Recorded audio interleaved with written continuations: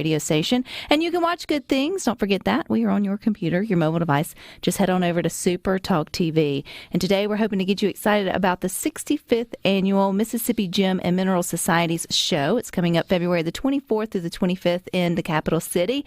And joining me is John Rogers. He is a member of the Mississippi Gem and Mineral Society, and he also loves collecting rocks and making jewelry. So welcome, John. Well, thank you very much. And welcome back, because I think the last time you were here, it was 2 years ago, which time, as we were talking about, just seems to fly by. But so are the years of the Gem and Mineral Show. So 65 years. This has to be one of the longest running shows in Mississippi. One of the longest running shows in the South, I think. And it gets bigger and bigger every year, huh?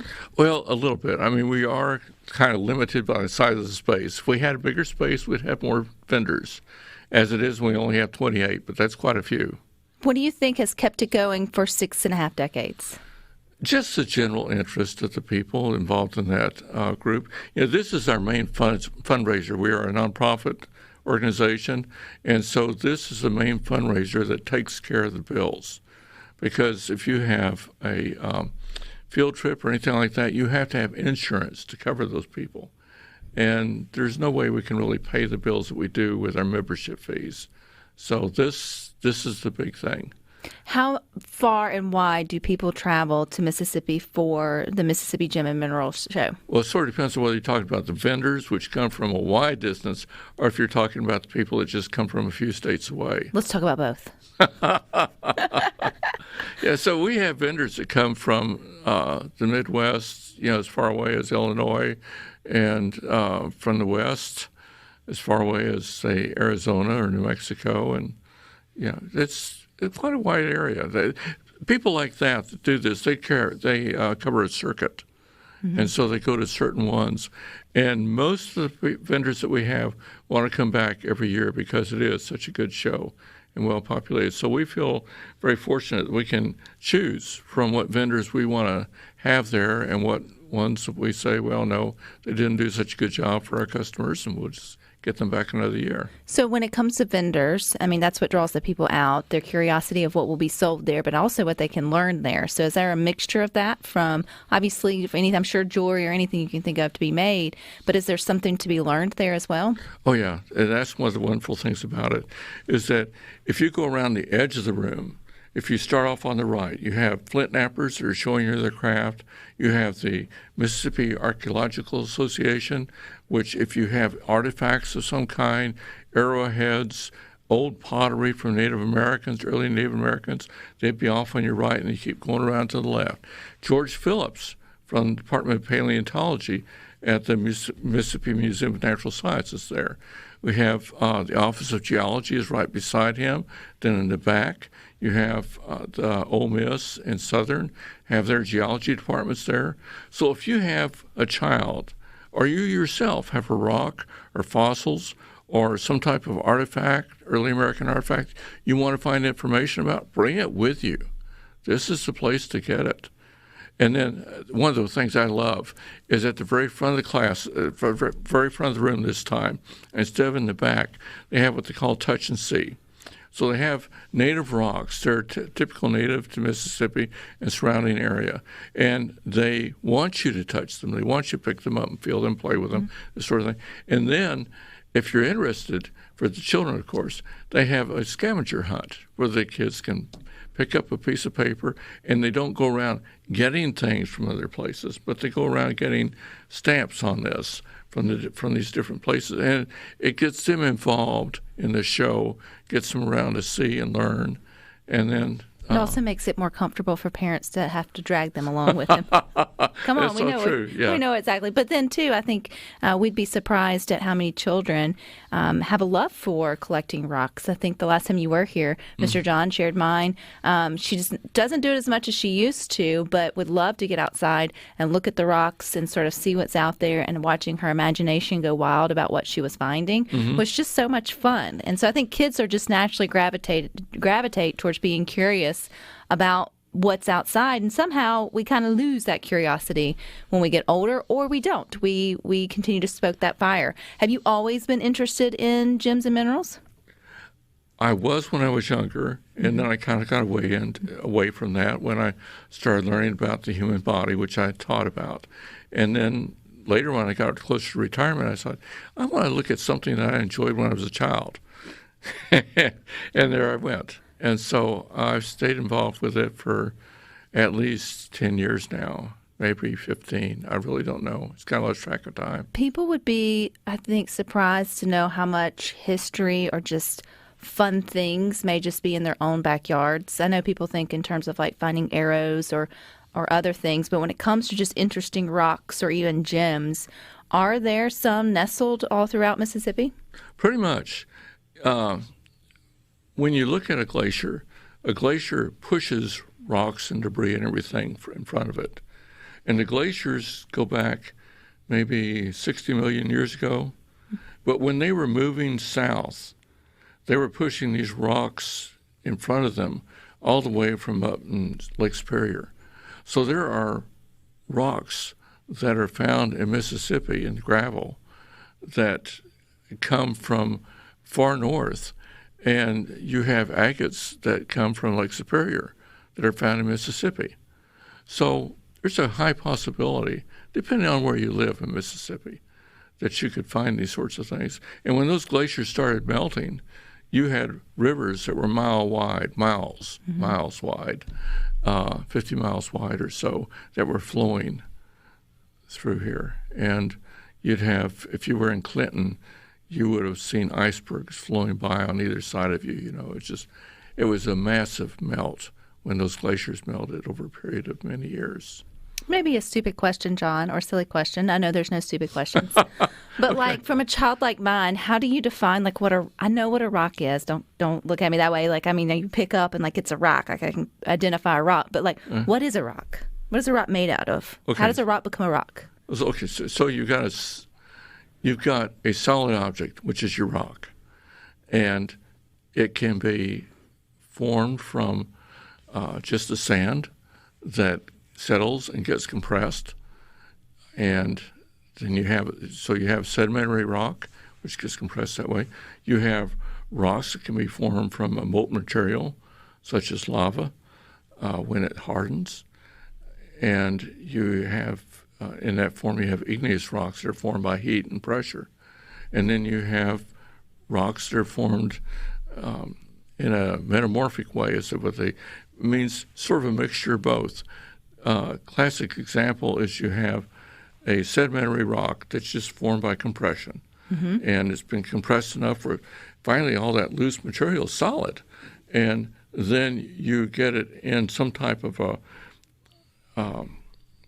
place where the earth is shifting, a fault line, and it gets pressed and it gets heated, and when it does, it changes from that old sedimentary form. It becomes more solid, and in some cases it gets very shiny and brittle and transparent. It's hard to tell what form it's going to take, but you have all those in between. And when we say Gem and Mineral Society, the mineral in there applies to substances that are naturally found in the earth that are inorganic, means they're not made from a living animal or living person, and that they are typically homogeneous. They're the same all the way through there. And that brings us to another type of rock where you look at many of the rocks that are composites, and they have a little bit of this, a little bit of that, and all that got compressed together. And so you look at the rock and say, well, that doesn't look the same all the way through. Well, that's because it's not, and it's a number of different minerals that make up that particular rock. Would it be fair to say, Mr. John, that no two rocks are identical? Like snowflakes? Like snowflakes, right. Well, I mean, it's something that I think we take for granted as you walk over them. If you've got gravel or you've played with them, picked them up, skipped them on a lake. But I mean, I'm sure, I'm positive I learned that, or that question was asked at some point in K-12 education, but it's just not something you sit and ponder. Like, what are these things? And they're in our backyard, and we should definitely be more curious about it. Maybe you're already out there. Maybe you've got a stash of gems or minerals or rocks that you would like to know more about. We'll talk more with Mr. John coming up next. But if you'd like to see what's happening, you can do that on your computer computer, your mobile device, just head on over to SuperTalk TV. We're talking about the 65th Annual Mississippi Gem and Mineral Society Show. It's coming up February the 24th to 25th. We've got with us John Rogers. And, John, we never said where's it going to be other than Central Mississippi. So where's the show going to be? It's at the new Trade Mart. That's right next to the Coliseum. It's starts at 9 o'clock Saturday and Sunday, goes to 6 o'clock on Saturday and 4 o'clock on Sunday. Adults are $8, students are $3. Scouts and leaders in uniform are $2 each, and if you're 5 and under, you get to walk in free with your parents. With your parents. Or your aunt, uncle, or grandparents. Yeah, exactly.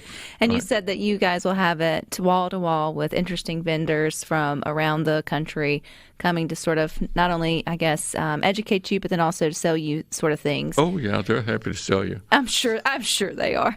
And you're also welcome to bring things. So Jeff in Pontotoc on our C Spire text line said when he was a kid, he saved every rock with a fossil in it. He must have had like 75 pounds of rock. Sadly, he doesn't know whatever happened to those. Jeff, that is kind of sad, but that is still something I feel like kids or people, when they find, they tuck away somewhere. And John, you say if you've got that, you need to bring that. Oh, you do, yeah. They have George Phillips is going to be one of the people that's there. He's the paleontologist at the Museum of Natural History that has the Fossil Roadshow every year. And he would love to see whatever fossils you can bring. And we've got 3 different booths that have experts on rocks. So if you have a rock that you don't know about, show up and we'll steer you to a booth that somebody can help you find out what that rock has to say, what it can tell you about itself. You never know. I mean, you're curious about it already. You've saved it. You might as well come and find out its true history or meaning. You may be surprised. Are some fossils, are they valuable or are they more just interesting? I'd say they're more interesting than valuable. Very few of them are valuable, but some of them are unique and special. Yeah, I can remember finding a shell at one of our rock digs, rock climbs, whatever. We're on a field trip. Mm-hmm. There we go. We're on a field trip, and I found this shell and gave it to a friend of mine that works there with George, and she showed it to him, and it was about 5-6 times the normal size. It was the largest size of that particular fossil that I'd ever had. And for me, it was just looked like a shell. I didn't have a clue, but apparently it was quite unusual. Do you still have it? No, I gave it to them. Oh. So it's in their collection with my name on it now. Oh, see, now that's kind of cool. Yeah. That is pretty cool to think that you may have something like that. Now, it's the gem and mineral. We talked about minerals, but the gem part, they're a little more harder. Listen to me. They're harder to find. Or I guess there's less of them out there. Yeah, and a gem really depends on what you want to talk about. If you're talking about something fabulous like a diamond or an emerald, yes, way harder and not going to be a Mississippi. But unless somebody drops it off the ring. But so we just don't have the right, I guess, land. Or why do we not have diamonds? Well, if we have them, they're going to be very deep because we did have volcanoes back here in the past, and so we have a history of that.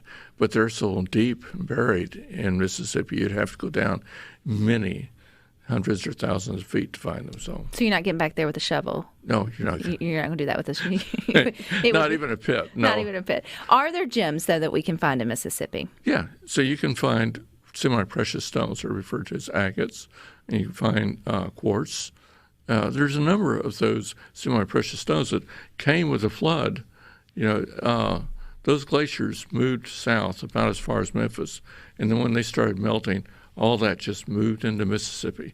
So there's a lot of those semi-precious. Now there is a area in Mississippi, and I don't know where it is. I think that's one of the secrets that they try and keep, where you can actually have natural opals that are found in Mississippi. It is hard enough just where you can polish it and make gems out of it, but it's not like the opal that you would find in Australia. So When it comes to gyms, Mr. John, the way we remember or way we think about seeing them, they're all polished up and shiny. You're not going to find them like that. No. So you have to know what you're looking at to know if you found a gym anyway. Correct? Well, true. Now, if you find an agate, it's pretty easy once you've learned to identify an agate, it's pretty easy to identify them. And quartz is pretty easy to identify. It doesn't take a lot, really, when you think about it, to identify most of the semi-precious stones. Just a little bit of education will do it. And then, of course, when you get it and you want to finish it up, you want to polish it up, well, there's people at the show that are showing you how you do cabochons or how you facet stones, this sort of thing. So the demonstration goes beyond just people telling you about the what type of rock it is, or fossil, or Indian artifact, that sort of thing. But it's taking what you find and then making it into something else, which I know is another big piece to not only your passion with gems and minerals or rocks, but also that's there at the show. So is there a big interest in jewelry making or making things from the things people find? Fortunately, there's enough of one. I don't know how big it is, but all you need is just a small percentage of those people interested in that, and then we have the club members. But if we didn't have that, we wouldn't have club members. Which is a reminder that this is the biggest fundraiser for the Mississippi Gem and Mineral Society. So what do you guys do? You mentioned you're a nonprofit, Mr. John. What do you guys do on an annual basis as members, as collective members? What is y'all's mission? Generally speaking, we have a program once a month. We have classes. Every Saturday, we have the club open, and members can come, and I'd say about maybe 20 classes, 15 or 20 classes during the year that they can come and learn how to do different things. We have a room set up with equipment for doing cabochons. We have a room set up. What is that? Cabochons are these polished stones, dome-shaped stones. The early gems and stones that you find in real old settings of jewelry, they were cabochons. They were these rounded stones. They didn't know how to do facets back then. And so you have that. We have saws for cutting these rocks into slabs so you can then cut the shapes that you want and then polish them. And we have a variety of different pieces of equipment that we have to keep working. And then we also have field trips on a regular basis, usually one field trip a month, although we don't do that every month. Sometimes it gets a little too hot in the summertime. So that sounds like a whole lot of fun, adult field trips. Are you guys going to specifically mine for things, if that's the right terminology, or look for things, or dig for things? Generally speaking, most of the field trips go to areas where the gravel that came from the glaciers, all that gravel, where it typically collected in areas. You know, if you've walked by a stream, how gravel tends to congregate in one area and then you find mud in another area. Well, those areas where that gravel is congregated are pretty well known, and so they typically would go to places like that, although my understanding is they've got some nice field trips planned for out of state too. This last year they took a field trip to Arkansas looking for the crystals, the quartz crystals that they mine up there. Is there a requirement for joining? I mean, if you're, obviously you need to be interested in it, but who would be a good fit for being part of your society? Just about anybody, except I'm trying to remember the age, and I can't tell you that off the top of my head. Too young or too old? Too young. If you can hobble, you can get there. Yeah. You know? But you probably would have to be 18 or older, I would assume. No, not really. They take children, and I'm trying to remember if it's 10 or 12, something like that. But there's an age limit in there as far as the age of the children for going on field trips, because they just can't get them insured. Age 6. Junior membership starts at age 6, Rhino said. He's our good back there fact check. Wonderful. Thank you. which seems reasonable, and it also seems like something so much fun for like the entire family to do. I know you picked this up later in life, Mr. John, but I'm sure, or you would wish you'd have never given up your love of rocks throughout your... It would have been fun. It would have been fun. Yeah, there wasn't that available when I was growing up. So. Well, this has been fun. If we want more information on getting tickets to the 65th Gem and Mineral Show, where do we go? Go to Miss Gems, MISSGEMS, with any search engine you want. Do that, and you'll be able to find information about the Gem Show, about the Rock Club, everything. All right. So MISSGEMS, Miss Gems. All right, Mr. John, come back for the 66th annual, okay? It'll be my pleasure. Thank you so much. You guys stick with us. We got more for you up next.